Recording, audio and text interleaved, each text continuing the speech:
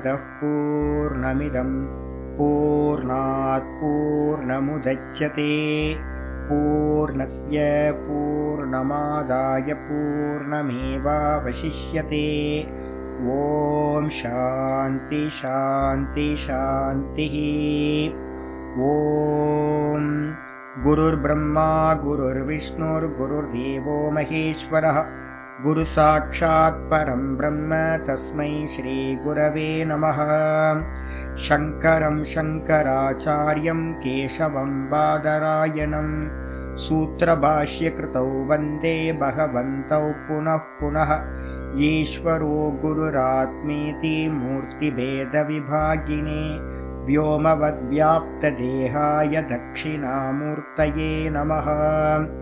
सदाशिवसमारम्भां शङ्कराचार्यमध्यमाम् अस्मदाचार्यपर्यन्तां वन्दे गुरुपरम्पराम्।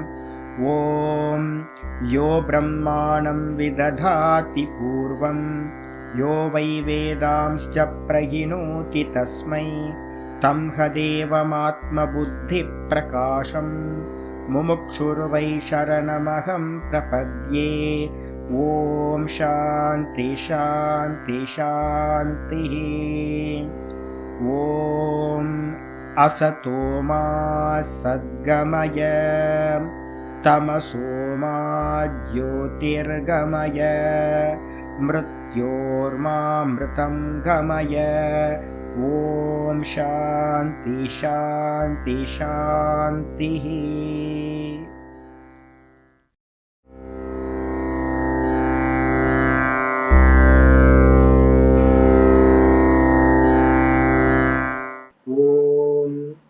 गुरुर्ब्रह्मा गुरुर्विष्णुर्गुरुर्देवो महेश्वरः गुरुसाक्षात् परं ब्रह्म तस्मै श्रीगुरवे नमः। ॐ वन्दे गुरूणां चरणारविन्दे सन्दर्शितस्वात्मसुखावबोधे निःश्रेयसे जाङ्गलिकायमाने संसारहालाहलमोहशान्त्यै। योगेन चित्तस्य पदेन वाचां मलं शरीरस्य च वैद्यकेन योपाकरोतं प्रवरं मुनीनां पतञ्जलिं प्राञ्जलिरानतोऽस्मि। आबाहुपुरुषाकारं शङ्खचक्रासिधारिणं सहस्रशिरसं श्वेतं प्रणमामि पतञ्जलिं। यस्त्यक्त्वा रूपमाद्यं प्रभवति जगतो अनेकदानुग्रहाय प्रक्षीणक्लेशराशिर्विषमविषधरो अनेकवक्त्रसुभोगी सर्वज्ञानप्रसूतिर्भुजगपरिकरः प्रीतये यस्य नित्यं देवो हि शस्वो व्यात्सितविमलतनुः योगदो योगयुक्तः योगदो योगयुक्तः। ॐ अथ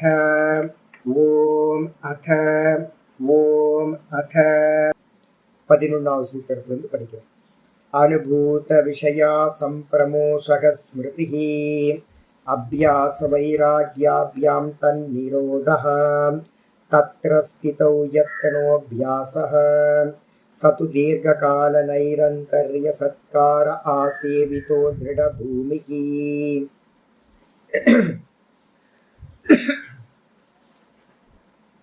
14வது சூத்திரம் வரைக்கும் வந்திருக்கோம்.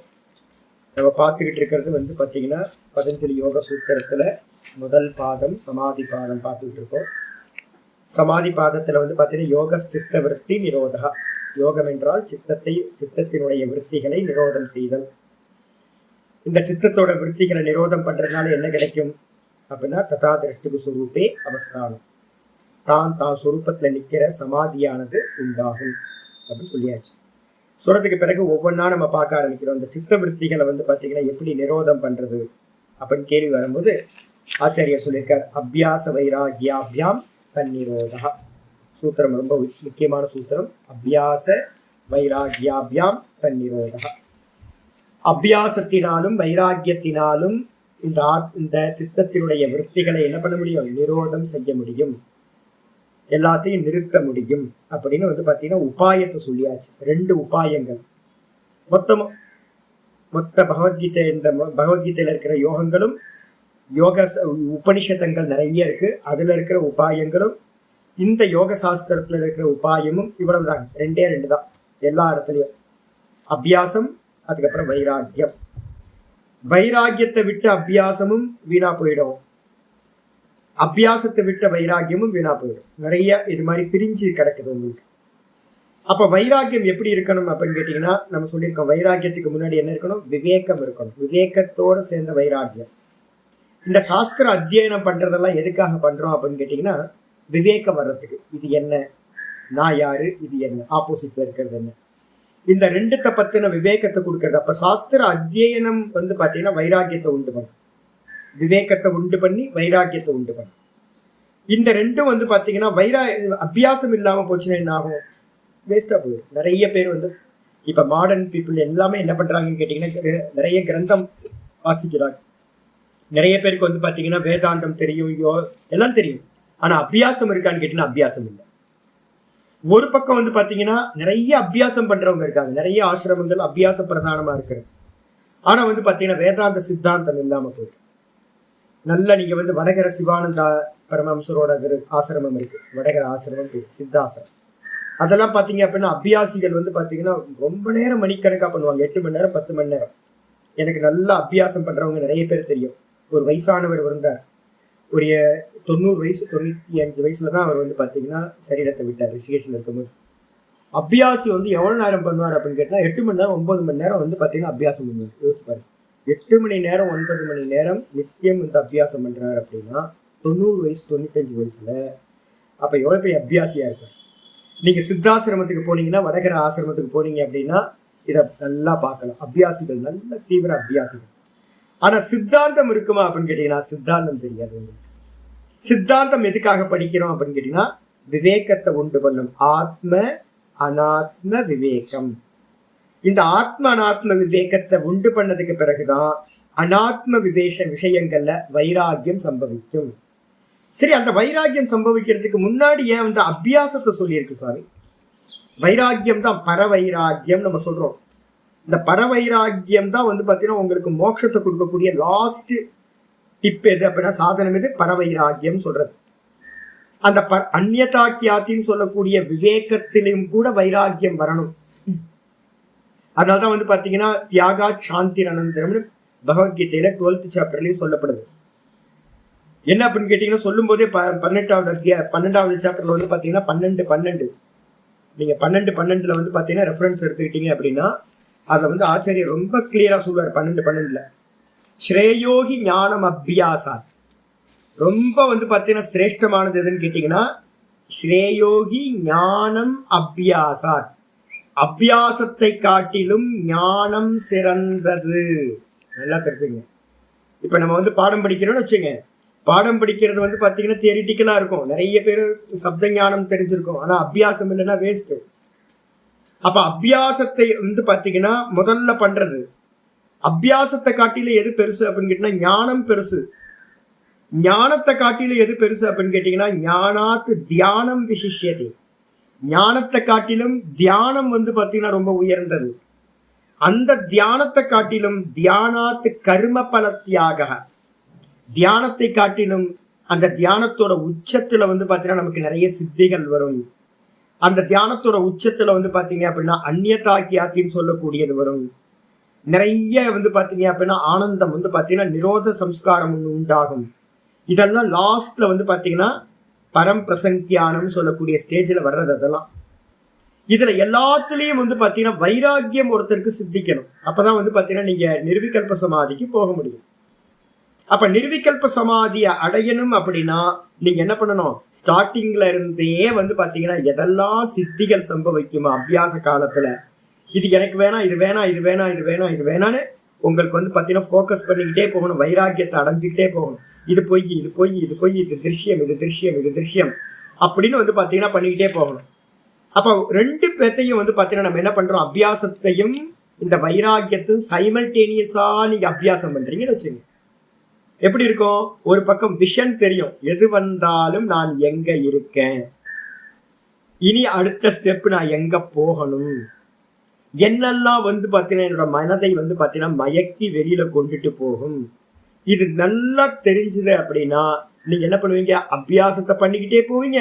கூடவே வந்து பாத்தீங்கன்னா கண்கள் மாதிரி வந்து பாத்தீங்கன்னா அந்த சாஸ்திரம் வந்து பாத்தீங்கன்னா உங்களுக்கு கண்கள் மாதிரி இருக்கும். அது காட்டும் இது பொய் இது உண்மைன்னு.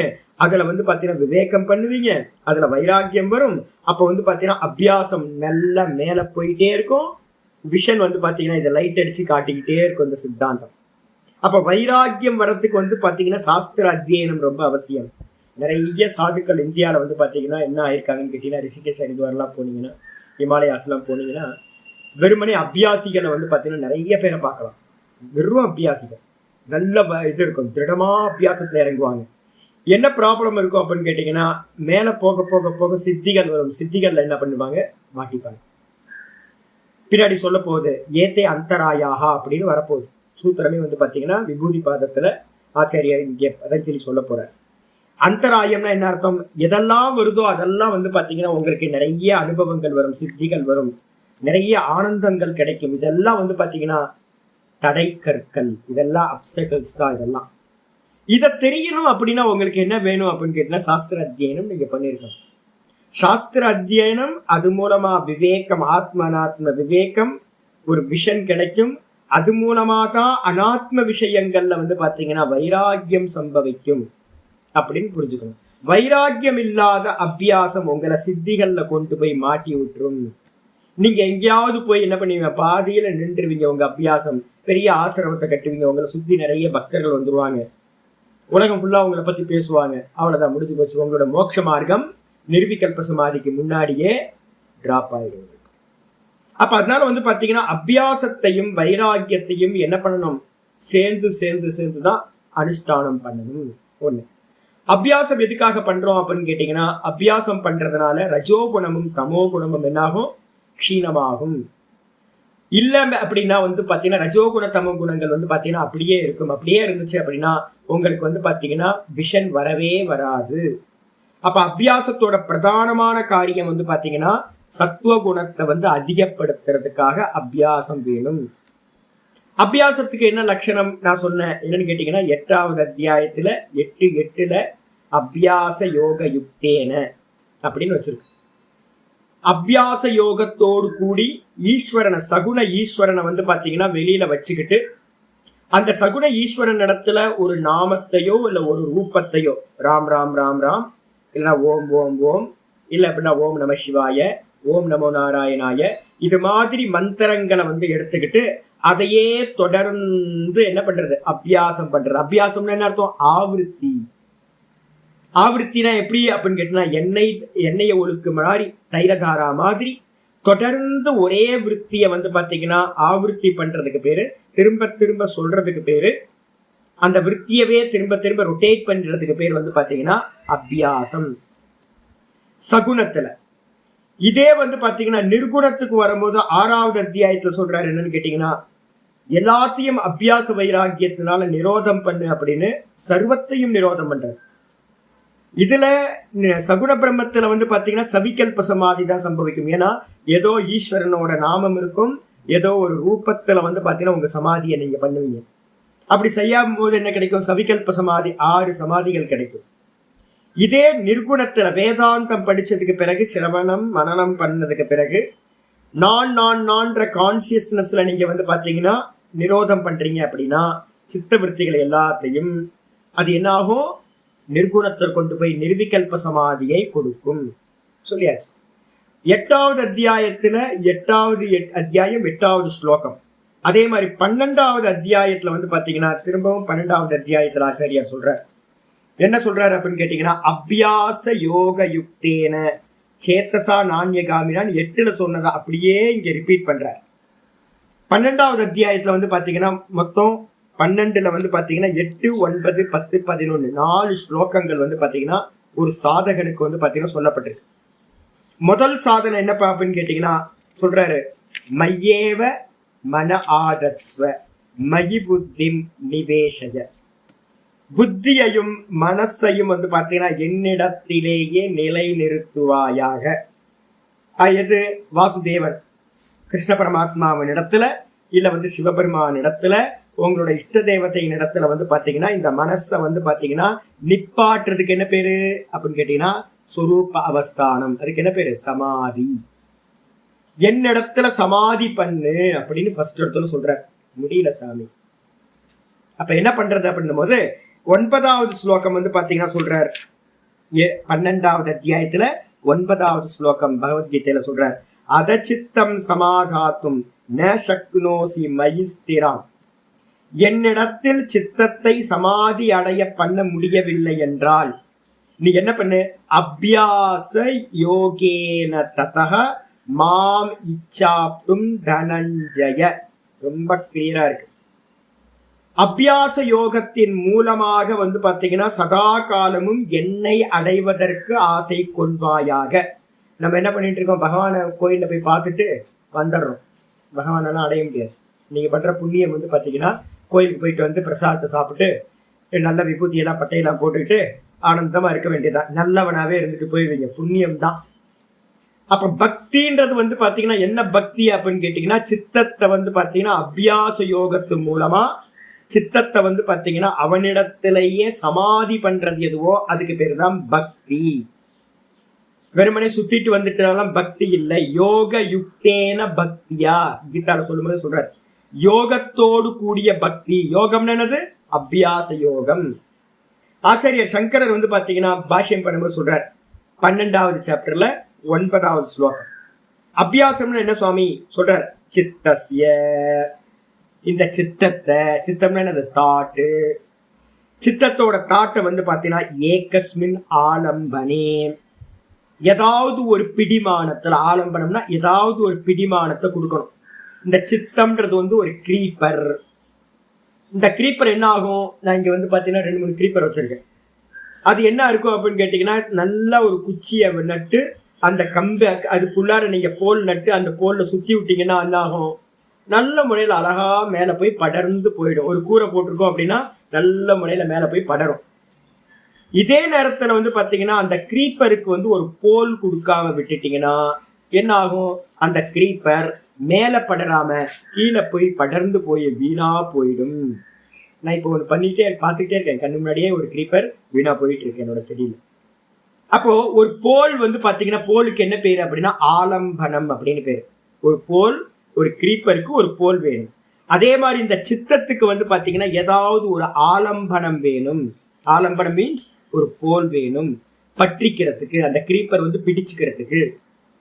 அப்ப இந்த சித்தத்துல வந்து பாத்தீங்கன்னா நம்ம என்ன பண்ண போறோம்? இந்த சித்தம் நானாவிதமா போய் வேஸ்டா போகாம மோட்சத்தை நோக்கி போகிறதுக்காக நம்ம என்ன பண்றோம்? ஒரு கிரீப்பர். அதுக்கு பேர் ஆலம்பனம். ஆலம்பனம் எப்படி இருக்கலாம்? நாமமா இருக்கலாம், இல்ல ரூபமா இருக்கலாம். வேதாந்தத்திலையும் இந்த சனாதன தர்மத்துல நம்ம இந்த 2 விஷயம் ரொம்ப இம்பார்ட்டண்டா பாக்குறோம்.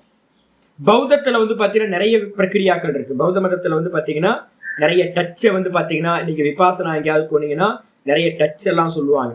ஸ்பர்ஷ இந்திரியத்தை யூஸ் பண்ணுவாங்க, இல்ல டேஸ்ட் ஸ்மெல்ல பண்றது இருக்கு. முன்னாடி காலத்துல எல்லாம் நிறைய இருந்திருக்கு. இப்ப நான் ரிஷிகேஷ்லயே பார்த்துருக்கேன். என்னன்னு கேட்டீங்கன்னா ஏதாவது ஒரு ஸ்மெல், நம்ம இன்ஹேலர் வச்சிருக்கோம் பாத்தீங்களா, இது மாதிரி. இப்ப நானே அதை பண்ணுவேன். ஒரு இன்ஹேலர்ல எனக்கு ரொம்ப பிடிச்ச ஸ்மெல் அது தைல ஸ்மெல்.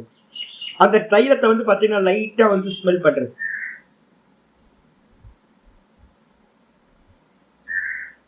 மனசை வந்து பாத்தீங்கன்னா அந்த ஸ்மெல்லையே வைக்கிறது. அது கொஞ்சம் அடங்கணும்னா திரும்ப ஒரு இன்ஹேல் பண்றது.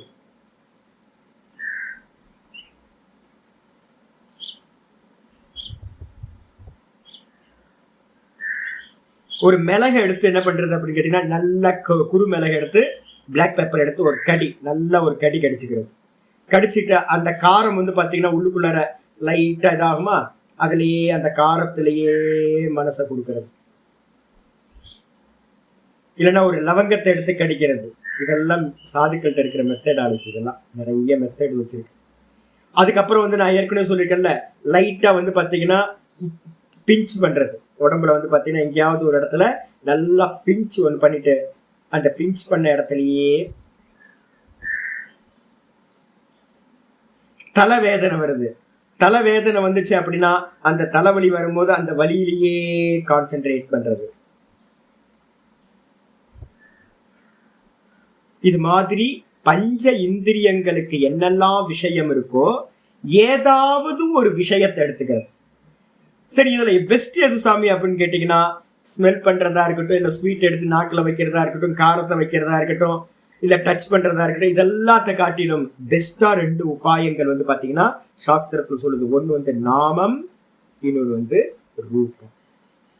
இந்த நாமத்திலேயோ ரூபத்திலேயோ ஏகஸ்மின் ஆலம்பனே, ஏதாவது ஒரு ஆலம்பனத்துல ஒரு போல்ல வந்து பாத்தீங்கன்னா எடுத்துக்கிட்டு, சாதனத்தை எடுத்துக்கிட்டு, சர்வத்தக சமாகிருத்திய, ரொம்ப அற்புதமான சொல்ற, எல்லா விஷயங்கள்லயும் போயிட்டு இருக்க இந்த இந்திரிய விஷயங்கள்லயே போகுது மனசு. இந்திரியங்கள் வெளியில போகுது, மனசும் வெளியில போகுது. அது மாதிரி போகிற இந்திரியங்களையும் மனசையும் சமாகிருத்திய நல்லா வந்து பாத்தீங்கன்னா அடக்கி உள்முகமா திருப்பி, இந்த ஒரே விஷயத்துல வந்து புனக புனக ஸ்தாபனம், திரும்ப திரும்ப அந்த ஒரு ஆலம்பனத்திலேயே மனசை வந்து பாத்தீங்கன்னா திரும்ப திரும்ப ஸ்தாபனம் பண்றது எதுவோ, நிலை நிறுத்துதல், எஸ்டாப்ளிஷ் பண்றது எதுவோ, அதுக்கு பேரு அபியாசகன்னு பேரு. தற்பூர்வகோ யோகா, அதனை முன்னிட்டு நம்ம பண்ணக்கூடிய சமாதி அபியாசத்துக்கு பேரு, சமாதான லட்சணம்னா சமாதி அபியாசத்துக்கு பேரு அபியாச யோகம் அப்படின்னு பேரு. அப்ப அபியாசம், யோகம்னா சமாதி. சமாதிக்காக செய்யக்கூடிய இந்த அபியாசத்துக்கு பேரு அபியாச யோகம். அபியாசம் என்னது? ஏதாவது ஒரு ஆப்ஜெக்ட் எடுத்துக்கிறது, சாதனத்தை. அதுக்குதான் பெஸ்ட் நம்ம சொல்றோம். என்ன சொல்றோம்? ஓம் ஓம் ஓம் ஓம் ஓம் ஓம் ஓம் ஓம்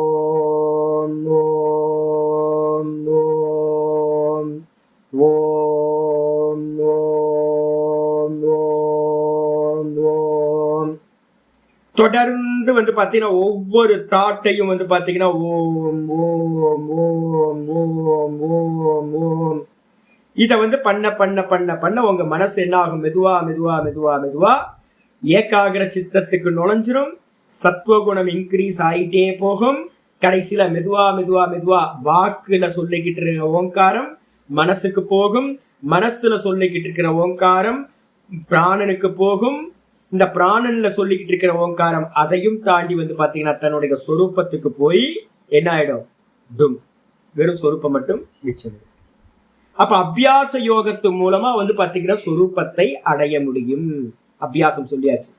சரி, இந்த அபியாசத்துக்கு வந்து வேற என்ன ஸ்லோகம் இருக்கு சுவாமி அப்படின்னு கேட்டீங்கன்னா, ஆச்சாரியர் சொல்றார், முதல்ல சமாதி பண்ணு, முடியல அப்படின்னா சமாதி அடையறதுக்கான அபியாச யோகத்தை பண்ணு. எனக்கு அபியாச யோகமும் பண்ண முடியல சுவாமி அப்படின்னா என்ன பண்ணு அப்படின்னா, அபியாசே அப்பிய சமர்த்தோசி மத்கர்ம பரமோ பவ. மூணாவது சாதனம் எது அப்படின்னு கேட்டீங்கன்னா, என்னால அபியாசம் பண்ண முடியல சுவாமி, உட்கார்ந்து வந்து பாத்தீங்கன்னா இந்திரியங்கள் எல்லாத்தையும் கண்ட்ரோல் பண்ணி மனசெல்லாம் கண்ட்ரோல் பண்ணி என்னால உட்கார்ந்து வந்து ஒரே ஆலம்பனத்துல மனசை வைக்க முடியல சாமி அப்படின்னா ஒன்னும் ப்ராப்ளம் இல்ல. என் பொருட்டு கருமத்தை செய்வாயாக, மத்கரும பரமோபவ. மூணாவது சாதனம் மத்கரும அப்படின்னா எனக்காகவே என் கருமங்களை செய்வாயாக. இன்னைக்கு காலையில சொல்லிட்டு இருக்கோம்ல கர்மயோகம். என்ன கர்மயோகம்? பகவானுக்காக பண்றேன், பகவானுக்காக பண்றேன், பகவானுக்காக பண்றேன் அப்படின்னு எல்லா கருமத்தையும் வந்து பாத்தீங்கன்னா பகவானுக்காகவே எல்லா கருமத்தையும் பண்றது மூலமா என்ன கிடைக்கும்? சமத்துவம் யோக உச்சியத்தை சொன்னமா. இந்த மனசு வந்து பாத்தீங்கன்னா அபியாச யோகத்துல என்ன நம்ம அடையிறோமோ அந்த அபியாச யோகத்துல அடையக்கூடிய அந்த சமத்துவமானது கர்ம யோகத்தை பண்றது மூலமாகவும் கிடைக்கும். புரிஞ்சு போச்சு. மூணாவது. இதுக்கப்புறம் அதுவும் எனக்கு முடியல சுவாமி, என்ன பண்றது அப்படின்னு கேட்டீங்கன்னா, கர்மத்தை ஈஸ்வரார்ப்பணமா பண்ண இது. அப்ப கர்மத்தை வந்து என்னுடைய கர்மத்தை பண்ண முடியலையா? ஒன்னும் பிரச்சனை இல்லை. அதுலயே முடியலனா மதர்த்தமபி கர்மாணி குருவன் சித்திமவாப்யசி சொல்றார். என் பொருட்டு கர்மத்தை செய்பவன் என்னையே அடைகின்றான். அது முடியலனா அதைதத அபிய சக்தோசி, அதைதத அபிய சக்தோசி கர்த்தும் மத்யோகமாசிரிதக சர்வ கர்ம பலத்தியாக ததக்குரு யதாத்மவான். எனக்கு அதுவும் பண்ண முடியலன்னா ஒண்ணும் பண்ணாத, எல்லா கர்மத்தோட பலனும் எனக்கு கொஞ்சம் கூட சம்பந்தம் இல்லை, எல்லாம் ஈஸ்வரனுக்கு. இந்த கர்மங்களை எல்லாத்தையும் பகவானுக்கு நான் அர்ப்பணம் பண்றேன்னு எவன் அர்ப்பணம் பண்றானோ அது மூலமாகவும் இந்த சமாதி நிலைக்கு போக முடியும். 4 சாதனங்கள். அப்ப எங்க இருந்து ஆரம்பிக்கணும் அபியாசம் அப்படின்னு கேட்டீங்கன்னா, முதல் ஸ்டெப் வந்து பாத்தீங்கன்னா கருமப்பல தியாகம். முதல் ஸ்டெப் வந்து பாத்தீங்கன்னா கருமப்பல தியாகம் நடக்கணும். ரெண்டாவது வந்து பாத்தீங்கன்னா நான் பண்ற கருமங்கள் எல்லாமே ஈஸ்வர கர்மமா நினைக்கணும், பாவிக்கணும். ரெண்டாவது. மூணாவது வந்து பாத்தீங்கன்னா அது மூலமா சித்தம் சமாதானத்தை அடைஞ்சு அபியாசம் பண்றதுக்கு உங்களுக்கு யோக்கியத்தை உண்டாகும். கண்ணை மூடி உட்கார்றது. அதனால்தான் நம்ம சொல்றோம் என்னன்னு கேட்டீங்கன்னா கர்மப்பல தியாகம், அப்புறம் ஈஸ்வரனுக்காக கர்மங்களை பண்றது. இந்த ரெண்டும் பேர் என்ன பேரு அப்படின்னு கேட்டா பகிரங்க சாதனம் அப்படின்னு பேர். முதல்ல பகிரங்க சாதனத்தை அடாப்ட் பண்ணணும். அதுக்கப்புறம் அந்தரங்க சாதனம்ன்றதுதான் அபியாச யோகம். அந்தரங்க சாதனத்துலதான் சித்தத்துல சதா ஒரே தாட்டை வச்சுக்கிறது. நீங்க பகிரங்க சாதனத்தை முடிக்காம அந்தரங்க சாதனத்துல எஸ்டாப்ளிஷ் ஆக முடியாது.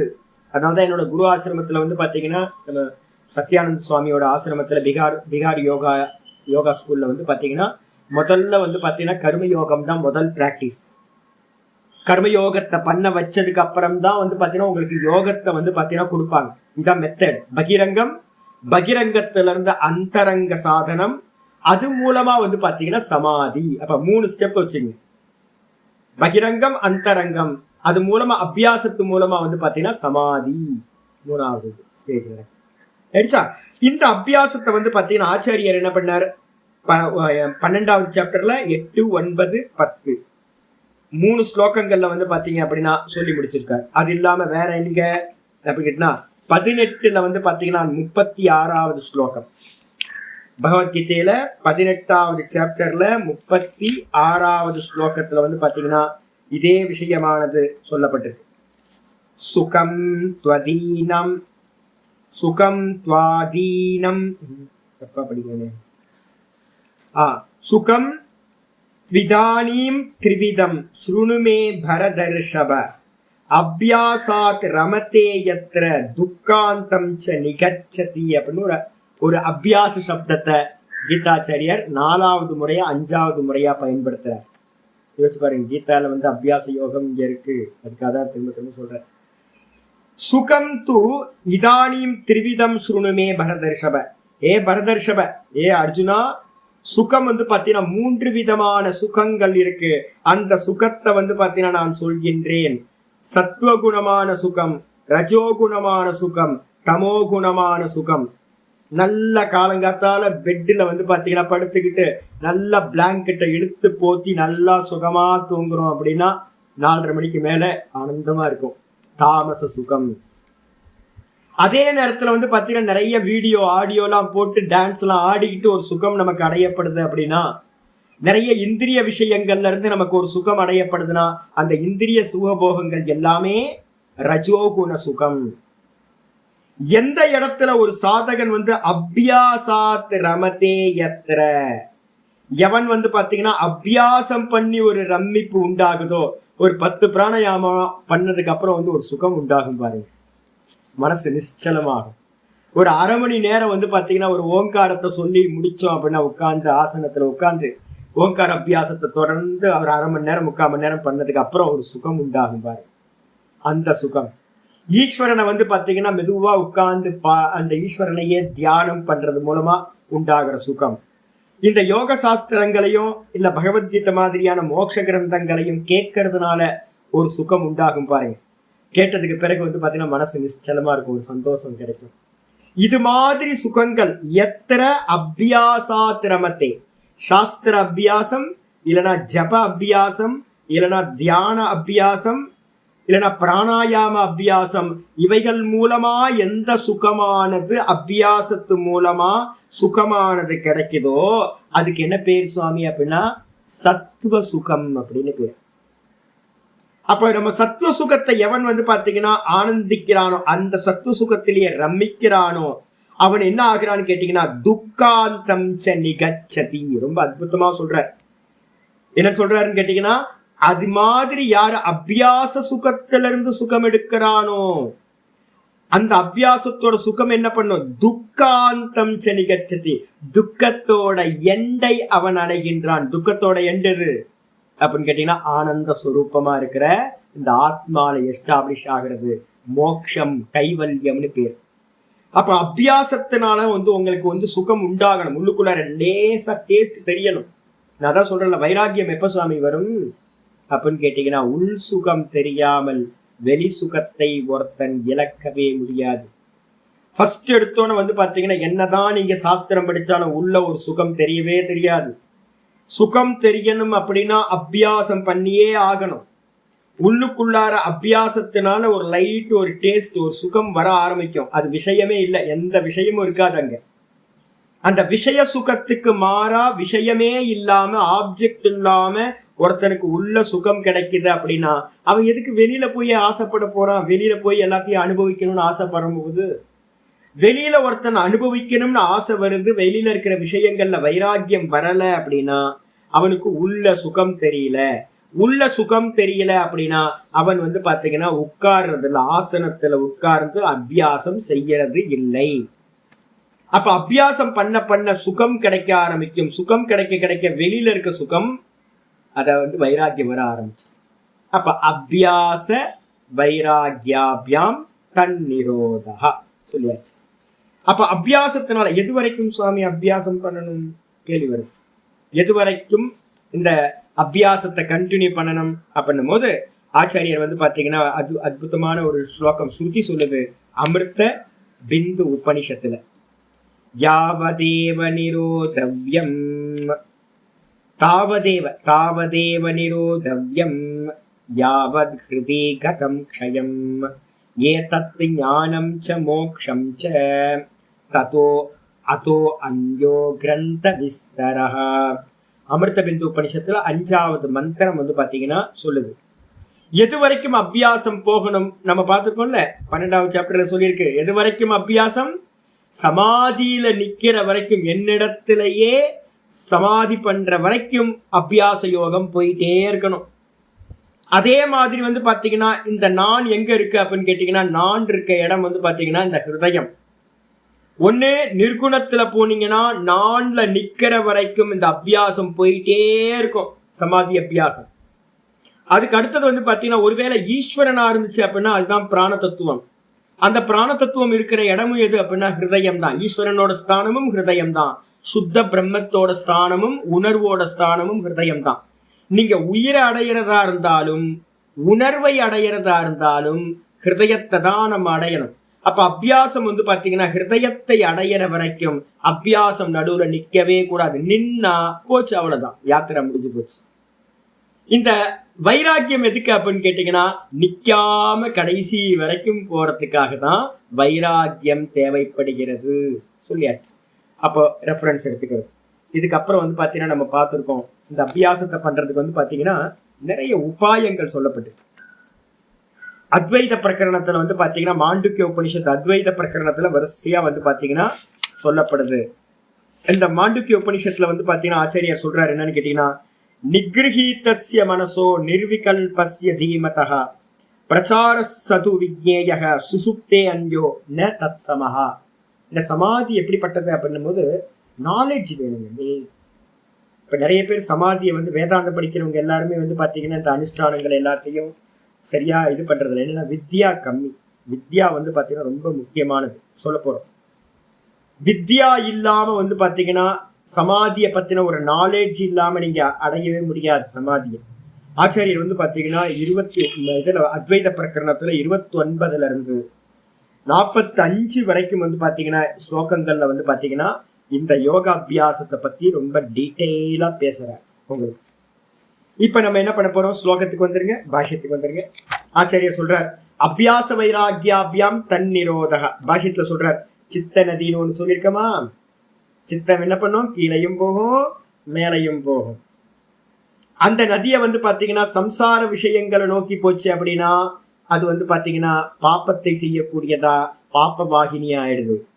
அதுவே வந்து பாத்தீங்கன்னா மோட்சத்தை நோக்கி போறதா இருந்துச்சு அப்படின்னா கல்யாண வாகினியா ஆயிடுது, கல்யாணத்தை நோக்கி போறதா ஆயிடுது.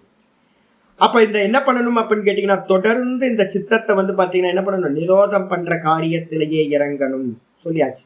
2 உபாயம் அபியாசம் வைராகியம் சொன்னதுக்கு பிறகு ஆச்சாரியர் வந்து பாத்தீங்கன்னா 13வது சூத்திரத்தை எடுத்தார். என்னன்னு கேட்டீங்கன்னா அபியாச வைராகியத்தினால நிரோதமாகும் போது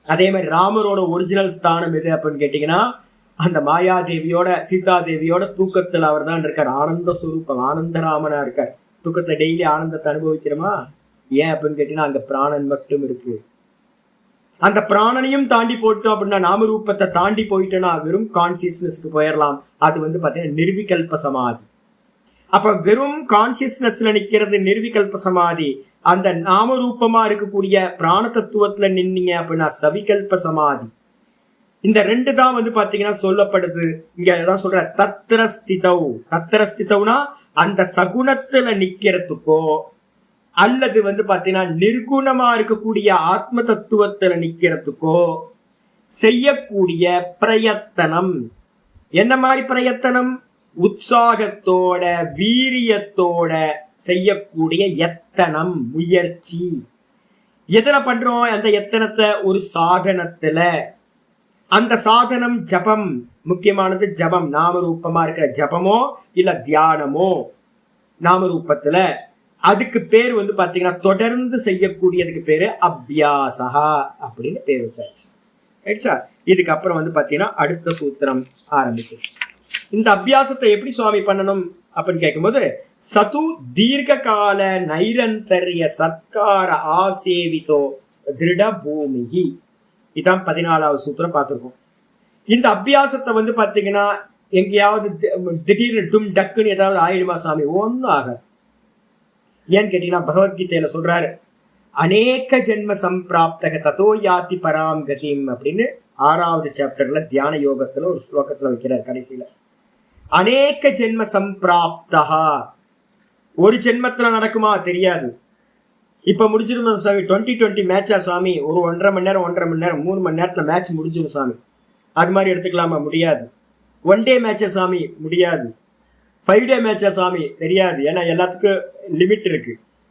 மேட்ச் பாத்தீங்கன்னா எவ்வளவு காலம் போகும் தெரியாது. ஏன்னு கேட்டீங்கன்னா உள்ளுக்குள்ளார அந்த அளவுக்கு நம்ம விற்த்திகளை பாத்தீங்கன்னா லோடு பண்ணி வச்சிருக்கோம்.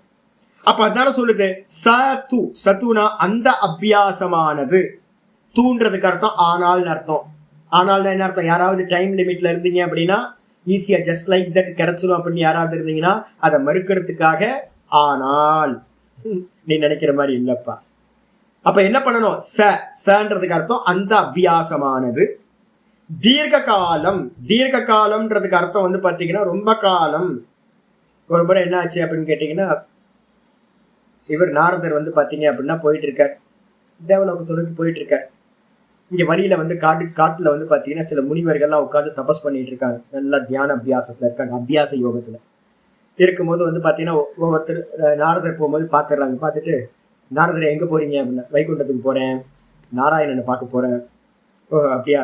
சுவாமி நீங்க என்ன பண்ணீங்கன்னா நாராயண சுவாமிகிட்ட கேளுங்க, என்னோட பக்தி எப்போ முடியும்னு கேளுங்க, கேட்டுவாங்க அப்படின்னு ஒவ்வொருத்தரா சொல்றாங்க. அது மாதிரி ஒரு 4-5 முனிவர்கள் இருக்காங்க, சொல்லி அனுப்புறாங்க. இவர் என்ன பண்றாரு அப்படின்னா போயிட்டு ரிட்டர்ன் வர்றாரு. ரிட்டர்ன் வரும்போது பாத்தீங்கன்னா ஒவ்வொருத்தரா கேட்கறாங்க, சுவாமி கேட்டீங்களா எனக்கு எத்தனை இன்னும் பர்த் இருக்கு? இன்னும் உனக்கு ஒரு 100 பர்த் இருக்காப்பா. அப்படின்னா 100 பர்த் இருக்கா? போப்பா அப்படின்ட்டு என்ன பண்ணிட்டாரு அவர், அந்த சாமியார் என்ன பண்ணிட்டாருன்னு கேட்டீங்கன்னா தியானத்தை விட்டுட்டு வீட்டுக்கு போயிட்டாரு. 100 பிறவி இருக்கா? ஐயோ, இவ்வளவு நாள் பண்ணி கூட பாத்தீங்கன்னா அவருக்கு மனம் இறங்கவே இல்லையே, இன்னும் 100 பிறவி நான் இன்னும் பிறக்கணுமா அப்படின்னு. அடுத்து இன்னொருத்தட்ட வராரு பாத்தீங்கன்னா, என்ன சாமி கேட்டு வந்தீங்களா? கேட்டு வந்தப்பா, இன்னும் ஒரு 10 பிறவி இருக்கா உனக்கு? இன்னும் 10 பிறவியா? போப்பா எனக்கு என்னால முடியாது இதோட அப்படின்ட்டு அவர் இன்னொருத்தரும் கிளம்பி போயிட்டார். இன்னொருத்தட்ட வராரு ஒரு சாமிகிட்ட. அவர் பாத்தீங்கன்னா ஒரு புளிய மரத்தடியில உட்கார்ந்துருக்காரு. புளிய மரத்து இலை தெரியல, எவ்வளவு சின்ன சின்ன இலை இருந்தோன்னே அவர் சொல்றாரு, நாரதர்கிட்ட கேட்டோன்னே நாரதர் சொல்றாரு, உன்னை பத்தி கேட்டப்பா, இந்த மரத்துல எத்தனை இலை இருக்கோ அத்தனை இலையோட பிறவி முடிஞ்சோன்னே உனக்கு பாத்தீங்கன்னா முக்தி கிடைச்சிரும் அப்படின்னு சொன்னோன்னே இவரு எந்திரிச்சு டான்ஸ் ஆடுறாரா, சந்தோஷப்படுறாரா.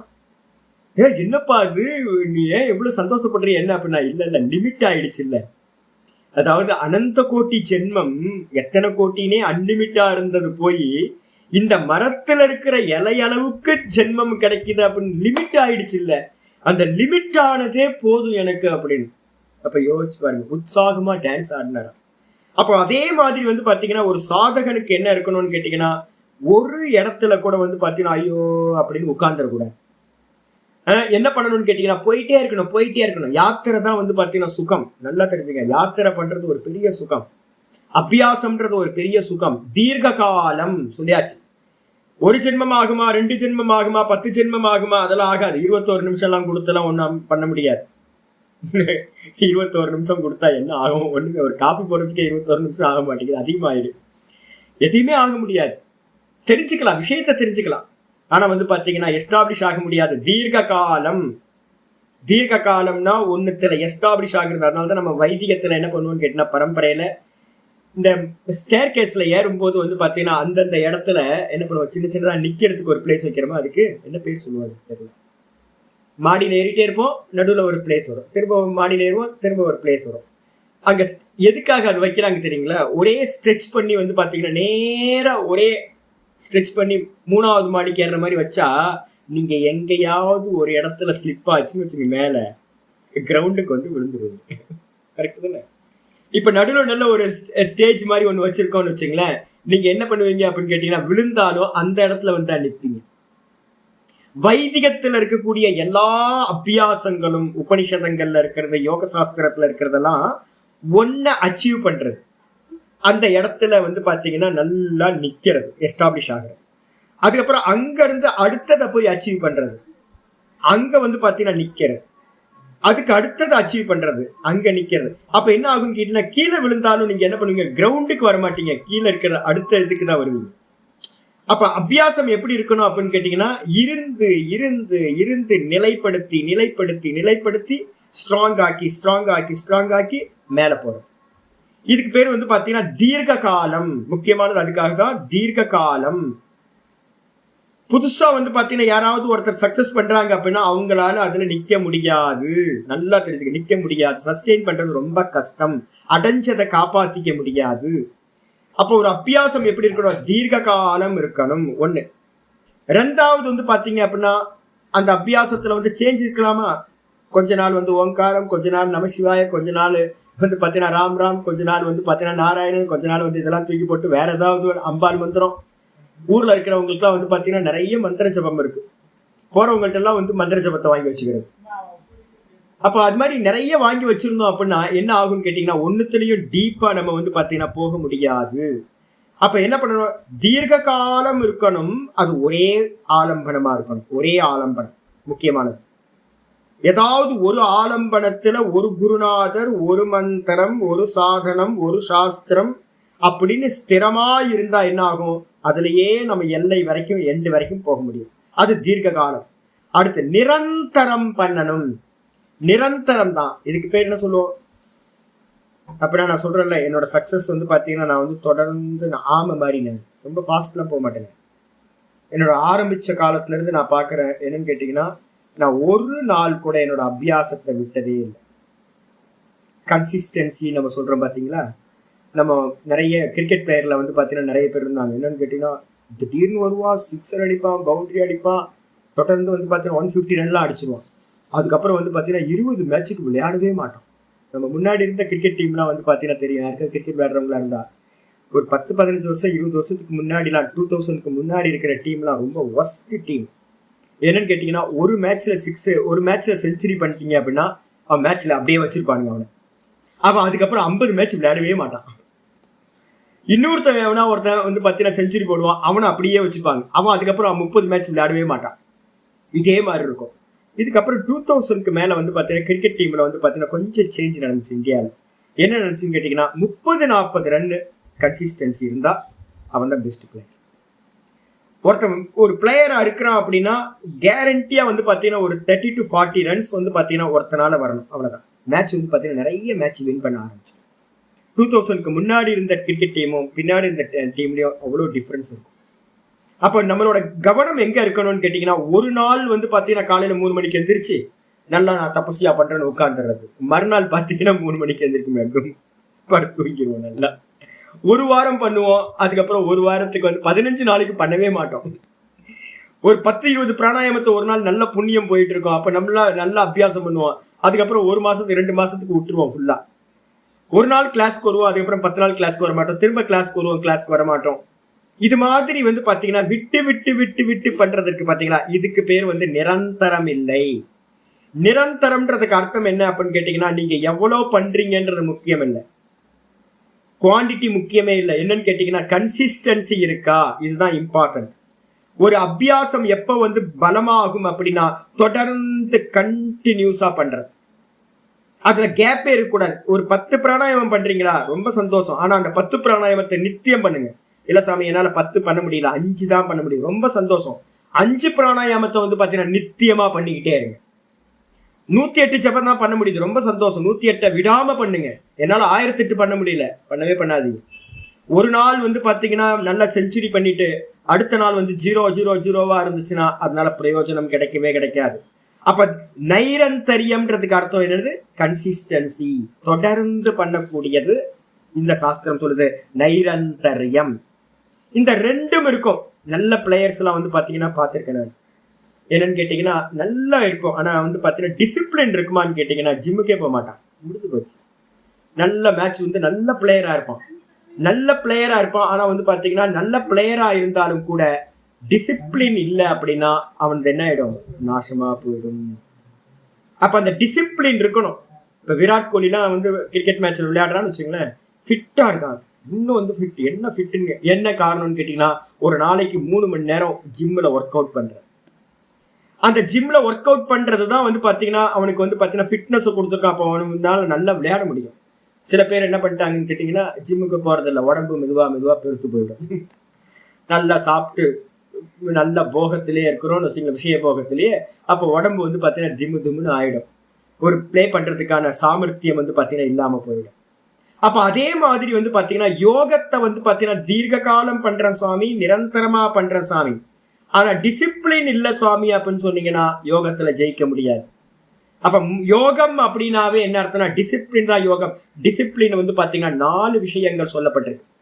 என்னென்ன டிசிப்ளின்ல முதல்ல சொல்லுது வந்து பாத்தீங்கன்னா ஆச்சாரியர் பாஷ்யத்துக்கு வந்துருக்கு. இதுதான் நம்ம பாஷ்யத்துல இன்னைக்கு பார்க்கணும்.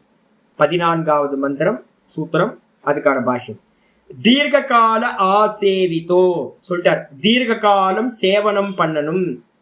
கோர்ஸ் வந்து எப்படிப்பட்ட கோர்ஸ் சுவாமி, 1 வாரம் கோர்ஸா 10 நாள் கோர்ஸா என்ன அப்படின்னு என்னாச்சு அப்படின்னு கேட்டீங்கன்னா தயானந்த ஆசிரமத்துல சுவாமி தயானந்த சாமி என்ன பண்ணாரு, நான் ஒரு 98ல போகும்போது 3 மாசம் கோர்ஸ் நடக்கும். நல்ல 3 மாசம்னா ரொம்ப விஸ்தாரமா கோர்ஸ் போகும், வேதாந்த கோர்ஸ். நல்லா சுவாமி ரிலாக்ஸா பாடம் எடுப்பார்.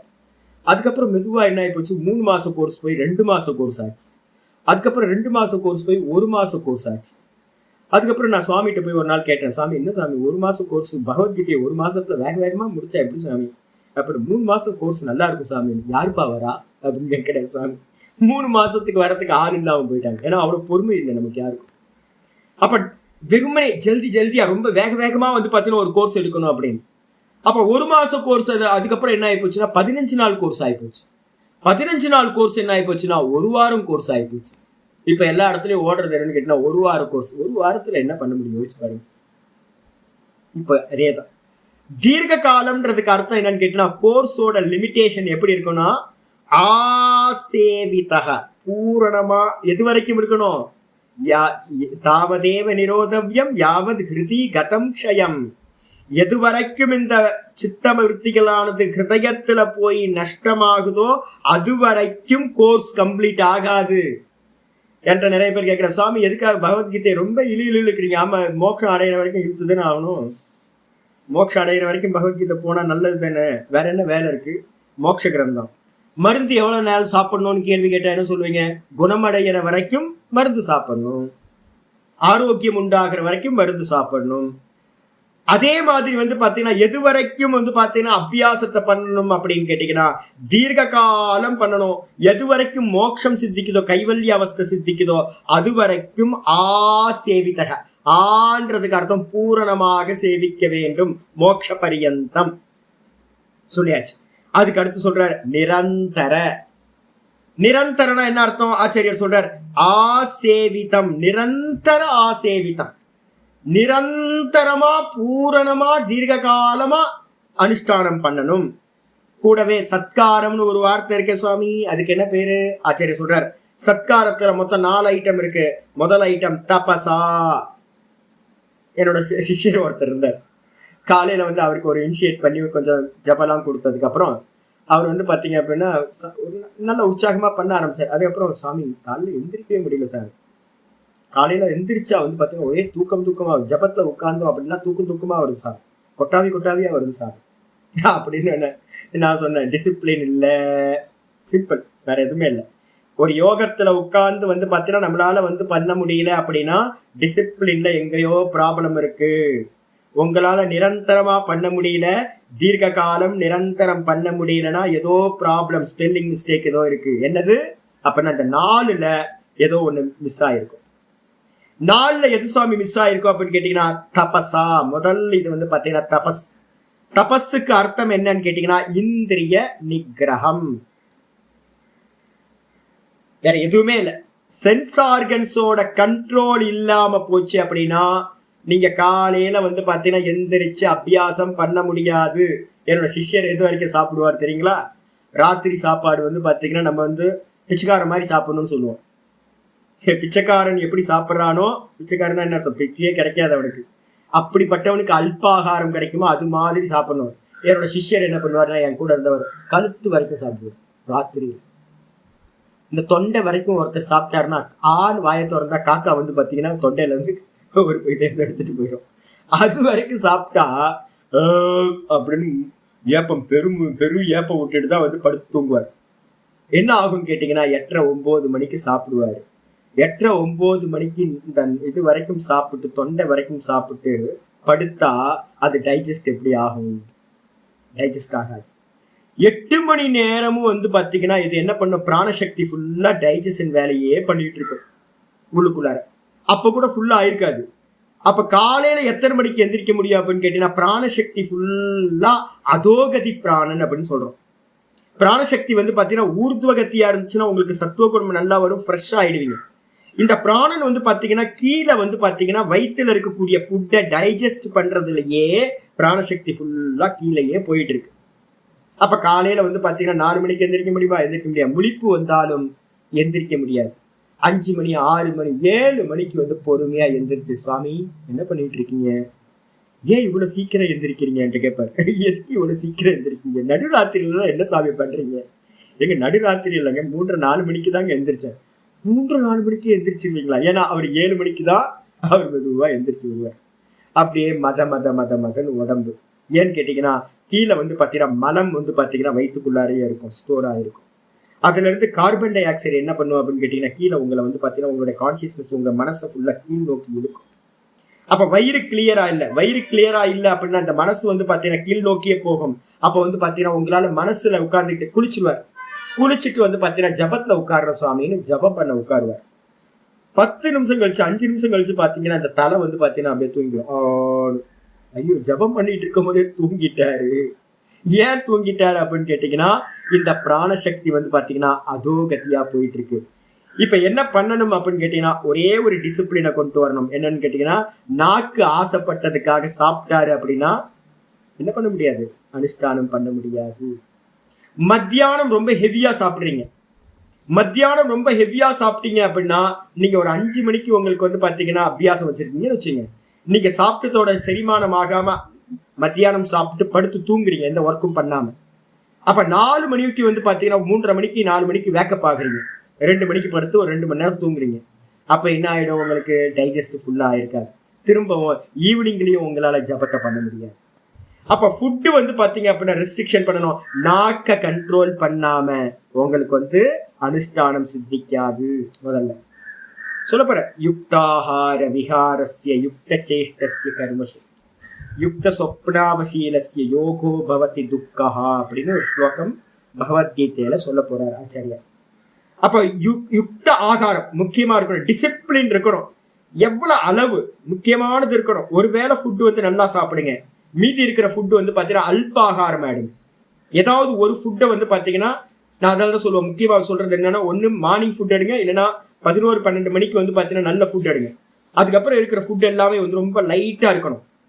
ஃபுட்டு போட்டீங்க அப்படின்னா 1 மணி நேரம் 1.5 மணி நேரத்துக்கு மேல வந்து மற்ற ஃபுட் எதுவுமே ஈஸியா டைஜஸ்ட் ஆகணும், இல்ல வயிற்றுல தங்கவே கூடாது. யுக்த ஆகாரம். அதுக்கப்புறம் யுக்த விகாரம், சுத்தி திரியறது. யுக்த ஆகாரத்தை நீங்க கண்ட்ரோல் பண்ணலன்னா தாமசத்துக்கு போயிடுவீங்க, தூங்கி போயிடுவீங்க, லயத்துக்கு போயிடுவீங்க. அதே நேரத்துல வந்து பாத்தீங்கன்னா யுக்த விகாரம் சொல்லுது. யுக்த விகாரம்னா அளவா விவகாரம் பண்றது. இங்க ஊர் ஃபுல்லா சுத்தி திரிஞ்சுக்கிட்டு ஏகப்பட்ட கர்மங்களை வந்து பாத்தீங்கன்னா பண்ணிட்டு இருந்தீங்க அப்படின்னா மனசு என்ன ஆயிடும்? ரஜோகுணமாயிடும். அதிகமா சாப்பிட்டீங்கன்னா தமோ குணத்துக்கு போய் கார்பன் டை ஆக்சைடு உடம்பு ஃபுல்லா பரவி உங்களை தமோ குணத்துக்கு கொண்டு போயிடும். அதே நேரத்துல வந்து பாத்தீங்கன்னா விவகாரங்கள் நிறைய ஒர்க்காலிக்கா இருக்கீங்க அப்படின்னா, நிறைய விவகாரம் பண்றீங்கன்னா சித்தம் வந்து பாத்தீங்கன்னா ரஜோகுண பிரதானமா ஆயிடும். அப்ப தியானத்துல உட்கார்ந்தீங்க அப்படின்னா என்ன ஆகும்னு கேட்டீங்கன்னா ஒரே சித்தம் விவகாரத்திலேயே போயிட்டு இருக்கும், யோசனையிலேயே போயிட்டு இருக்கும், சஞ்சலமாவே போயிட்டு இருக்கோம். அனுஷ்டானம் சித்தமே ஆகாது. அப்போ ஆச்சாரியார் கீதாச்சாரியார் சொல்றாரு என்னன்னு கேட்டீங்கன்னா யுக்த விகாரம். யுக்தா யுக்தா 17 6:17 பக்கத்துல போட்டீங்கன்னா இந்த தபஸுக்கு இந்த சத்காரத்துக்கு வந்து பாத்தீங்கன்னா இது 6:17 சூத்திர கீதால 6:17. யுக்தாஹார யுக்த விகார அளவா இந்த தேகத்துல வந்து பாத்தீங்கன்னா தேகம் அசஞ்சா மனசு அசையும். எப்பவுமே நினைச்சுங்க, தேகம் அசஞ்சா மனசு அசையும். தேகம் எந்த அளவுக்கு இந்த தேகத்தை போட்டு நல்லா உலுக்கி விட்டீங்கன்னு வச்சுங்க, இந்த மரத்தோட கிளைய குரங்கு அதான் பண்ணும். குரங்கு வந்து பாத்தீங்கன்னா என் மேல கோவம் வரும் சில சமயம். அதுங்க டெய்லி அதை எக்ஸ்பிரஸ் பண்றோம். இந்த குரங்கு என்ன பண்ணணும்னு கேட்டீங்கன்னா என் மேல இருக்க கோபத்தை காட்ட முடியாது. நான் ஒரு பெரிய குச்சி வச்சிருக்கேன். அது என்ன பண்ணணும்னு கேட்டீங்கன்னா அந்த கிளையில போய் நின்றுக்கிட்டு அந்த கிளைய பிடிச்சி உலுக்கி விட்டு வந்து போடா அப்படின்னு போயிடும். அந்த கிளை வந்து பாத்தீங்கன்னா ஆடி அடங்குறதுக்கு பழைய நிலைக்கு வர்றதுக்கு 10 நிமிஷம் ஆகும். ஆடிட்டே இருக்கு அந்த கிளை, மெதுவா மெதுவா மெதுவா சாந்தமா. இதே மாதிரி நீங்க காலையிலயோ ஈவினிங்லயோ ஃபுல்லா டே ஃபுல்லா வந்து பாத்தீங்கன்னா ஏகப்பட்ட ஒர்க் பண்றீங்க. இது எப்படி அப்படின்னு கேட்டீங்கன்னா அந்த கிளைய பிடிச்சி நல்லா உலுக்கி விடுற மாதிரி. அதுக்கப்புறம் இந்த அதோட இம்பாக்ட் என்ன பண்ணுவோம், தியானத்துல போய் உட்கார்ந்தீங்கன்னா கூட அது சாந்தமே ஆகாது, சஞ்சலமாவே இருக்கும். அதனால என்ன பண்ணணும்னு கேட்டீங்கன்னா ரொம்ப அவசியமான தேவைகளை மட்டும்தான் யோகா அபியாசம் என்ன பண்ணணும், இந்த தேகத்துல வேலைகளை பண்ண வேண்டும். அதுக்காக தான் வந்து பாத்தீங்கன்னா வேதாந்தத்தை சொல்லும்போது சர்வ கர்ம சந்நியாசம் சொல்லுவோம். நிஷ்டைக்கு போறவன் வந்து பாத்தீங்கன்னா எந்த கர்மத்தையும் பண்ணக்கூடாது. வியர்த்தா குழி, பசி வந்தா சாப்பிடு, தூக்கம் வந்தா தூங்கு, காணா பீனா சோனா. இதை தவிர்த்து வேற எந்த கர்மத்தையும் பண்ணக்கூடாது. ஒரே அபியாசத்துல மட்டுமே இருக்கிறது. மிதமா அவகாசம் கிடைக்கும் போது கொஞ்சோண்டு லைட்டா வந்து வாக்கிங் கொஞ்சம் வச்சுக்கிறது. அதுவும் வந்து பாத்தீங்கன்னா 10-20 கிலோமீட்டர்லாம் நடந்துடக்கூடாது. அவசியமா கொஞ்சம் ஒரு 1 கிலோமீட்டர் 1.5 கிலோமீட்டர் வரைக்கும் நடந்து இந்த பாடிக்கு வந்து பாத்தீங்கன்னா ஒரு ஆக்ஷன் கொடுக்கறது. மீதி நேரம் ஃபுல்லா வந்து யோகா அபியாசத்துல மட்டும் கொடுக்கறது. அப்ப யுக்த விஹாரம் 2வது கண்டிஷன். அதுக்கப்புறம் யுக்த சேஷ்டஸ்ய. சேஷ்டான்றதுக்கு அர்த்தம் சில பேர் என்ன பண்ணுவாங்க, நான் சொன்னல உடம்பு அசைஞ்சா மனசு அசைஞ்சு. நிறைய பேருக்கு வந்து பாத்தீங்கன்னா கால் ஆட்டிக்கிட்டே இருக்கிறதுன்னு இருக்கு, கை ஆட்டிக்கிட்டே இருக்கிறது இருக்கு. என்னோட சிஷியர்கள் நிறைய பேர் இருக்கு அந்த மாதிரி. எல்லாத்துக்கும் திருஷ்டாந்தம் நம்ம ஆட்கள் தான். ஏன்னு கேட்டா சும்மா இருக்க முடியாது, எதையாவது பட்டு நோண்டிக்கிட்டே இருக்கிறது.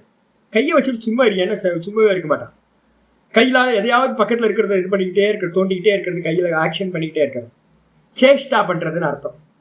சேஷ்டைகள் அதிகமா ஈடுபடுறதுனாலையும் வந்து பாத்தீங்கன்னா மனசு சஞ்சலிச்சுக்கிட்டே இருக்கும். அப்ப எந்த சேஷ்டைகளையும் சும்மா இருந்தா சும்மா இருக்காது. அதுக்காக தான் நாங்க என்ன சொல்லுவோம்னு கேட்டீங்கன்னா அபியாசத்துல போகும்போது, இப்ப நான் உங்களுக்கு சொல்றேன்ல, கிளாஸ் கேட்க ஆரம்பிச்சீங்கன்னா ஒரு நியமத்துக்கு வந்துடும். இப்ப நான் உட்கார்ந்துருக்கேன், என்னோட ஆசனத்தை வந்து நான் என்ன பண்ண மாட்டேன் அப்படின்னு கேட்டீங்கன்னா சேஞ்ச் பண்ணவே மாட்டேன். அதே மாதிரி என்னோட பாடி வந்து பாத்தீங்கன்னா அதிகம் அசைக்கவே மாட்டேன். நான் உங்களுக்கு ஆக்ஷனுக்காக என்னோட வாக்கு அசையும். அதுக்கப்புறம் இந்த கை மட்டும் நான் பண்ணுவேன், கொஞ்சம் அது ஹேபிட்டா இருக்கிறதுனால நான் கையை ஆக்ஷன் பண்ணுவேன். இந்த உடம்பு வந்து பாத்தீங்கன்னா அப்படியே இருக்கும். ஆசனத்துல வந்து சேஞ்ச் ஆயிருக்கூடாது. இது ஒரு தபஸா இப்பயே வச்சுங்க. யோக சூத்திரத்துக்கு கிளாஸ்க்கு உட்கார்ந்துரும், இல்ல பகவத்கீதைக்கு கிளாஸ்க்கு உட்கார்ந்துரும் அப்படின்னா காஷ்ட மௌனம் அப்படின்னு பேர். இப்ப நான் உங்களுக்கு எக்ஸ்பிளைன் பண்ண வேண்டியிருக்கு, அதனால நான் சொல்ல வேண்டியிருக்கு. மீதி கேட்கிறவங்களுக்கு ஸ்ரோதாக்களுக்கு வந்து பாத்தீங்கன்னா எதுக்காக எல்லா காரியத்தையும் பண்ணணும், நல்லா பேன் பண்ணணும். எல்லாத்தையும் பேன் பண்ணிட்டு வந்து பாத்தீங்கன்னா காஷ்ட மௌனம். சுவாமி ஓம் பூர்ணமதக மந்திரம் சொன்னதுல இருந்து பூர்ணமதக மந்திரம் சொல்லி முடிக்கிற வரைக்கும் நான் வந்து பாத்தீங்கன்னா ஆக்ஷன் பண்ணாம உடம்ப தேவையில்லாம எழுதுறதா இருந்தா நோட்ஸை மட்டும் எழுதுறது, தேவையில்லாம இங்க அங்க திருப்புறது, சும்மா இங்க அங்க பாடி ஆக்ஷன் பண்றது, இதெல்லாம் பண்ணாம இது ஒரு தபஸா வச்சுக்கிறது. இதான் தபஸ். இதுக்கு என்ன பேர், காஷ்ட மௌனம். இதான் இங்க ஆச்சரியர் சொல்றாரு யுக்த சேஷ்டஸ்ய. சேஷ்டா வந்து பாத்தீங்கன்னா சேஷ்டான ஆக்ஷன் வந்து பாத்தீங்கன்னா அளவான ஆக்ஷன் இருக்கணும், கர்மசு. அதுக்கப்புறம் யுக்த சொப்னாவபோதஸ்ய. யுக்த சொப்பனம்னா என்ன அர்த்தம், தூக்கம் வந்து பாத்தீங்கன்னா எப்படி இருக்கணும், அப்படின்னு கேட்டீங்கன்னா அளவா தூங்கணும். நாங்க ரொம்ப கேர்ஃபுல்லா இருப்போம் தூக்கத்துல. சாதகன் அதிகமா தூங்கினா புண்ணியம் வேஸ்டா போயிடும். நல்லா தெரிஞ்சுங்க. தூக்கம் வந்து பாத்தீங்கன்னா ஆனந்தம் கிடைக்குதா? தூக்கம் தூங்குனா சுகம் இருக்குல்ல, அந்த சுகம் நீங்க வந்து அனுபவிக்கிறதுனா என்ன அர்த்தம்னா, நீங்க அந்த புண்ணிய பிராரப்தம் இருக்கும், அந்த புண்ணிய கர்மத்தை நீங்க என்ன பண்றீங்க, எக்ஸ்பெண்ட் பண்றீங்கன்னு அர்த்தம். அதை வந்து கன்சியூம் பண்ணிட்டு இருக்கீங்கன்னு அர்த்தம். அப்போ ஒரு சாதகனா இருக்கிறவன் என்ன பண்ணணும்னு கேட்டீங்கன்னா, நான் என்னோட ஐடியா படி 4 மணி நேரம், யாரு இதுக்கு சமாதிக்கு போறான் அப்படின்னா 4 மணில இருந்து 5 மணி நேரம் ஒருத்தனுக்கு தூக்கம் போதுமானது. டே டைம்ல டைம் இருந்துச்சு அப்படின்னா 1/2 hour வந்து பாத்தீங்கன்னா சும்மா படுத்திருந்தேன், தூங்கணும்னு அவசியம் இல்லை. சும்மா ஒரு ரெஸ்ட்டுக்காக வந்து பாத்தீங்கன்னா நடுவுல வந்து இன்டர்வல் மாதிரி ஒரு 1/2 hour வந்து ஒரு 45 minutes சும்மா படுத்தாவது கண்ணை மூடி ரெஸ்ட் கொடுத்துட்டு வெக்கப் ஆயிடுறேன். மீதி டைம் வந்து பாத்தீங்கன்னா 4 to 5 hours தான் சமாதி அபியாசத்துக்கு இருக்கிறவனுக்கு. அதனால யுக்த சொப்பனகா, யுக்த சொப்பனம்ன்றதுக்கு அர்த்தம் ரொம்ப அளவான தூக்கம். அளவான தூக்கம்னா என்ன அர்த்தம்? 8 மணி நேரம் தூங்குனீங்கன்னா பண்ணவே முடியாது. 8 மணி நேரம் தூங்குறவனுக்கு யோகம் வந்து பாத்தீங்கன்னா சித்திக்காது. 10 மணி நேரம் தூங்குறவனுக்கு யோகம் சித்திக்காது, லயத்துக்கு போயிடும். எப்படி விவகாரத்தோட இருந்தோம் அப்படின்னா விவகாரத்தோட இம்பாக்ட் வந்து பாத்தீங்கன்னா தியானத்துல உட்காரும் போது சஞ்சலமா ஆக்குதோ, அதே மாதிரி நிறைய தூங்குறவனுக்கும் என்ன ஆகும்னு கேட்டீங்கன்னா அந்த தூக்கத்தோட இம்பாக்ட் வந்து பாத்தீங்கன்னா நீங்க அபியாசத்துல உட்காரும் போது உங்களை லயத்துக்கு கொண்டு போயிடும். அப்ப அதனால வந்து பாத்தீங்கன்னா அளவான தூக்கம். சில பேர் என்ன பண்ணுவாங்க தெரியுங்களா, நான் தூங்கவே மாட்டேன் சுவாமின்னு சில பேர் இருக்காங்க, என்னோட நல்ல சாதகர்களா இருக்காங்க. தூங்காம அதிக நேரம் தூங்காம இருக்கும்போது என்ன ஆகும்னு கேட்டீங்கன்னா இந்த பிரெயினுக்கு வந்து பாத்தீங்கன்னா ரெஸ்ட் தேவைப்படும், சில தேவையானது. அந்த ரெஸ்ட் இல்லாததுனால சாந்தி கிடைக்காது உங்களுக்கு. மெட்டபாலிசம் வந்து பாத்தீங்கன்னா ரொம்ப முக்கியமானது. இந்த பாடியோட மெட்டபாலிசம் வந்து பாத்தீங்கன்னா மேனேஜ் பண்ணிக்கும். ஆனா பிரெயினுக்குன்னு ஒரு மெட்டபாலிசம் இருக்கு, அது வந்து பாத்தீங்கன்னா தூக்கத்துல மட்டும்தான் கிடைக்கும். உங்களோட செல்ஸ் எல்லாமே வந்து பாத்தீங்கன்னா என்ன ஆகும், ரீஜென்ரேட் ஆகணும் உங்களுக்கு, அது ஃபுல்லா ஃப்ரெஷ் அப் ஆகணும். அதுக்கு வந்து பாத்தீங்கன்னா தூக்கம் அவசியம். நீங்க என்ன பண்ணுவாங்க, சில பேர் என்னன்னா நான் வலுக்கட்டாயமா வந்து ஒரு பாடிக்கு ஒண்ணு இருக்கு. இப்ப வந்து 8 மணி நேரம் நான் சொல்றதுலாம் 4 மணி நேரம் 5 மணி நேரம்லாம் என்னென்ன ஏஜ் ஃபேக்டர்லாம் இருக்கு இதெல்லாம் எடுத்துக்கணும். இப்ப வந்து பாத்தீங்கன்னா நான் 60 வயசுக்கு மேல இருக்கீங்கன்னு வச்சுக்கலாம், நல்லா நான் என்ன சொல்றேன்னு கேட்டீங்கன்னா 60 வயசுக்கு மேல இருந்தீங்கன்னா மினிமம் 6 மணி நேரத்துக்கு கம்மியா தூங்கவே தூங்காதீங்க. 6 மணி நேரம் கண்டிப்பா தூங்குங்க. ஒரு 5 மணி நேரம் நைட்ல தூங்குங்க. 1 மணி நேரம் வந்து பாத்தீங்கன்னா மத்தியானத்துல 1 மணி நேரம் தூக்கத்தை எடுத்துரு. இந்த நேரத்துல சுவாமி சொன்னார், நம்ம சதானந்தத்தை தான் சொல்றது, சுவாமி சொன்னார் அப்படின்ட்டு வந்து பாத்தீங்கன்னா என்னோட வயசு 50, நான் நிறைய அபியாசம் பண்ணிட்டு வந்திருக்கேன்.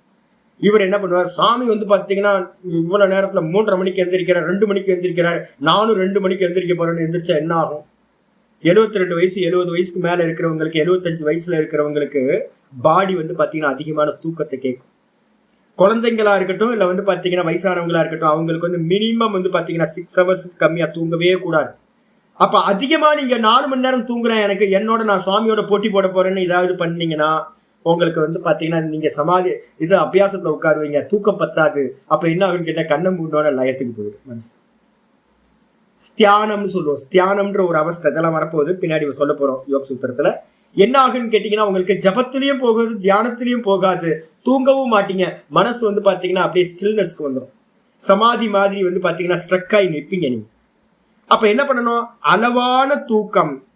அதிகமா தூக்கம் தூங்கக்கூடாது, அதே நேரத்துல அதிகமா வேக்கப்லையும் இருக்கக்கூடாது.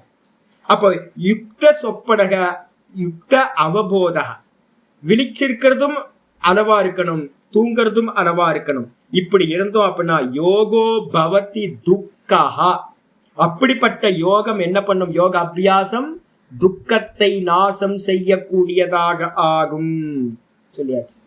அப்ப தபஸ்ன்னு எடுத்துக்கிட்டீங்க அப்படின்னா என்ன சுவாமி அப்படின்னு கேட்டீங்கன்னா எல்லாம் அளவா இருக்கிறது சொல்லியாச்சு. இதுக்கு அடுத்தது வந்து பாத்தீங்கன்னா தபஸுக்கு வேற என்ன இருக்கு அப்படின்னு கேட்டீங்கன்னா தப. தபன்னு ஒரு தாத்து. சம்ஸ்கிருதத்துல வந்து பாத்தீங்கன்னா எந்த சப்தம் யூஸ் பண்றதா இருந்தாலும் அதுக்கு வந்து பாத்தீங்கன்னா தாத்து யூஸ் பண்றோம்.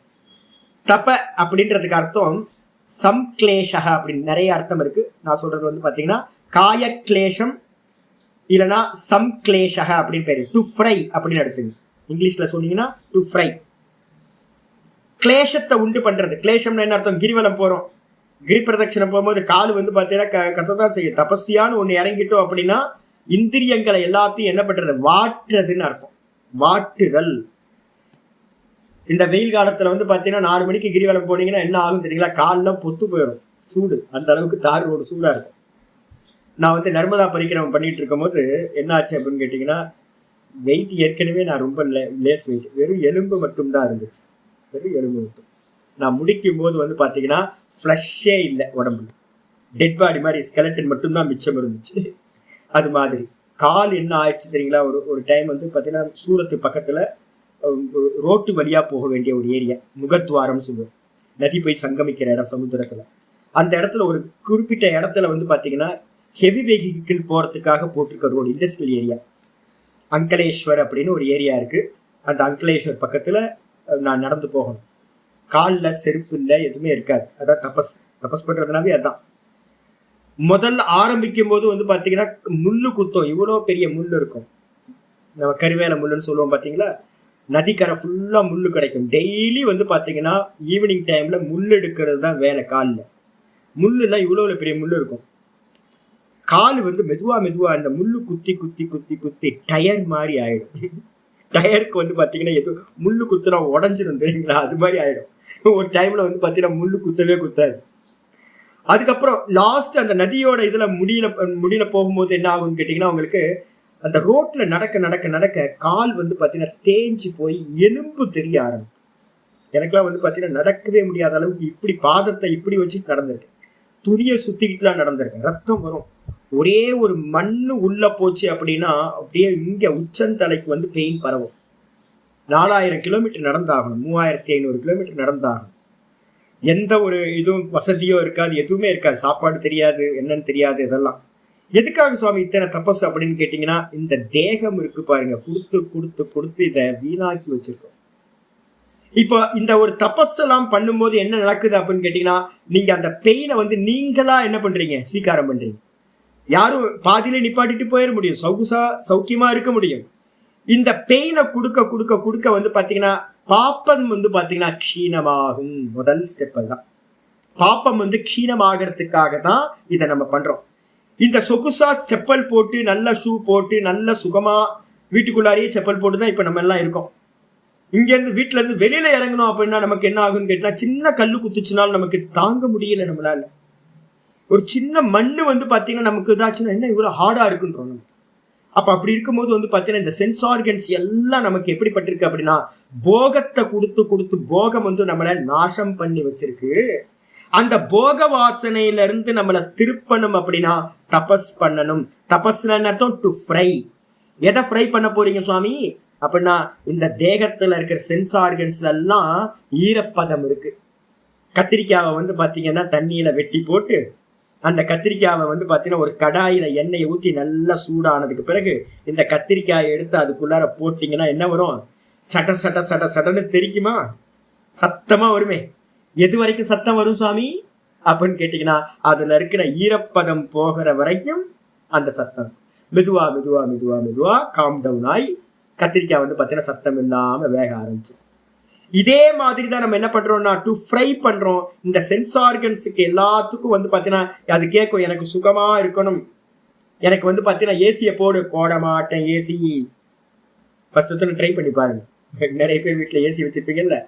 வெயில வந்து பாத்தீங்கன்னா பிரகிருதி ஈஸ்வரன் காலமா இருக்கார், நான் தபஸ் பண்ண போறேன், வீட்டுல இருந்தே தபஸ் பண்ணுங்க. ஃபேன் ஏசியை போட மாட்டேன், ஃபேனை வந்து யூஸ் பண்ணுங்க. அதுக்கப்புறம் கொஞ்ச நாள் என்னைக்காவது வந்து பாத்தீங்கன்னா 1 மணி நேரம் ஃபேன் யூஸ் பண்ண மாட்டேன் அப்படின்னு, என்ன நேச்சரா என்ன இருக்கோ அதை நான் யூஸ் பண்றேன் அப்படின்னு இருங்க. எல்லாத்தையும் வந்து பாத்தீங்கன்னா அக்செப்ட் பண்ணுங்க. எதெல்லாம் இருக்கோ இந்த மனசு எதெல்லாம் கேட்குதோ, இந்த சென்ஸ் ஆர்கன்ஸ் வந்து பாத்தீங்கன்னா எனக்கு இது வேணும் அது வேணும் இது வேணும்னு கேட்குதுன்னா கொடுக்க மாட்டேன் கொடுக்க மாட்டேன் கொடுக்க மாட்டேன்னு அதை என்ன பண்ணுங்க? பனிஷ் பண்ணிக்கிட்டே இருங்க. இந்த பனிஷ் பண்றதுக்கு பேரு தான் தபஸ் அப்படின்னு பேரு. காய சம்க்லேஷா. நல்ல காயத்தை வந்து பாத்தீங்கன்னா வாட்டுறது, கிளேஷத்தை அடைய வைக்கிறது. நிறைய அர்த்தம் இருக்கு, நான் ஒவ்வொன்றா சொல்றேன். ஒவ்வொன்றா இன்னைக்கு இது போதும் உங்களுக்கு. காயம்னா தேகம், தேகத்தை வந்து பாத்தீங்கன்னா துக்கப்படுத்துறதுக்கு பேர் தான் தபஸ். அது மூலமா என்ன நடக்கும் அப்படின்னு கேட்டா, இந்திரியங்கள்ல இருக்கக்கூடிய ஆசா பாசங்கள் க்ஷீணமாகும். மனுஸ்மிருதியில வந்து சொல்றார், இந்த உலகத்திலேயே எதையாவது நீங்க சாதிக்கணும் அப்படின்னு ஆசைப்பட்டீங்க அப்படின்னா ஒரே ஒரு சாதனம் தான் பெஸ்ட் சாதனம். தபஸ்னால மட்டும்தான் இந்த உலகத்துல எதை வேணாலும் ஜெயிக்க முடியும். தபஸுக்கு ஈக்குவலா இந்த உலகத்துல வேற எந்த ஒரு சாதனமும் இல்லைன்னு சொல்ற. அப்ப என்ன பண்ணணும்னு கேட்டீங்கன்னா, தபஸ் வேணும், நாக்க கண்ட்ரோல் பண்ணணும், இந்த வலியெல்லாம் வந்து சகிக்கணும். உட்காருங்க, உட்காரும் போது காஷ்டமௌனம், உடம்பு அசைக்க மாட்டேன்னு உட்கார்ந்தீங்கன்னா வலிக்கட்டும். நல்லா சுகமா இருந்தோம்ல, இவ்வளவு நாள் சுகமா இருந்தோம்ல, இருக்கட்டும், வலிக்கட்டும் அப்படின்னு வந்து பாத்தீங்கன்னா காலை எடுக்கவே எடுக்காதீங்க. என்ன ஆனாலும் பார்த்துருவோம். அடைந்தால் மகாதேவி, அடையாவிட்டால் மரணம், செத்தாலும் பரவாயில்ல சாமி, இந்த முறை நான் வந்து பாத்தீங்கன்னா சமாதிக்கு போகணும் சாமி அப்படின்னு டிசைட் பண்ணிக்கிட்டு இந்திரியங்களுக்கான சுகத்தை வந்து பாத்தீங்கன்னா விளக்குதல் தபஸ் அப்படின்னு இருக்கு. மீதியை நம்ம நாளைக்கு பார்க்கலாம். ஓம் பூர்ணமத பூர்ணமிதம் பூர்ணாத் பூர்ணமுதச்யதே பூர்ணஸ்ய பூர்ணமாதாய பூர்ணமேவாவசிஷ்யதே. ஓம் சாந்தி சாந்தி சாந்தி. ஹரி ஓம். ஸ்ரீ குருபியோ நமः. ஹரி ஓம். நாராயண நாராயண. நமஸ்காரம் ஜி. இதை கேட்டுட்டு போகாதீங்க. மெனக்கெட்டு சொல்றது வந்து பார்த்தீங்கன்னா கேட்டுட்டு போகாம இன்னைக்கே ட்ரை பண்ணுங்க. இன்னைக்கே வந்து பார்த்தீங்கன்னா ஃபேன் ஆஃப் பண்ணிட்டு 1 மணி நேரம் 2 மணி நேரம் இருங்க. வயசான 65 வயசுக்கு மேல வந்து பார்த்தீங்கன்னா உப்பு சேர்க்கக்கூடாது, உப்பே போடக்கூடாது, எல்லாம் நீர்மோர் சாதம் தான் சாப்பிடணும். 65 வயசுக்கு மேல உப்பு பேன் பண்ணிருங்க.